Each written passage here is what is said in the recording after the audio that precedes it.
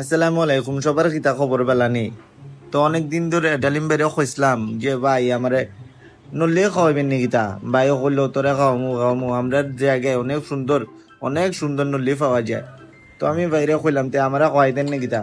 তো ভাই একদিন কইলো চল আমার লগে চল, তোরে লইয়া যায় খাওয়ামু। পরে এই যে আইলাম জমিদারি ভোজ নামে, পুরান ঢাকার নবাবগঞ্জে জমিদারি ভোজ নামে একটা নল্লির দোকান। কি চমৎকার নল্লি, খাইলে ভাই খাইলে খালি কলজাটা বিকিয়া যাইব। চমৎকার মজা। এটা এটা যে না খাইব তাই না বুঝতো না এটার মজা কিতা। আহ বেশ দে আছে, কলজাটা পুরা বিজিয়া গেল। শান্তি। এই নল্লি দেখলে কে ঠান্ডা থাকবো ভাই। আমি খাইতাছি আর ডালিম ভাই কয় আমি তোর ভিডিও করিয়া দিই, তুই চুপচাপ খা। ভাই কইলো খাইতো না, বাইরে গেছে সমস্যা, কোনো সমস্যা নাই ভাই, এটা আমি কষ্ট করিয়া খাই এলাইছি।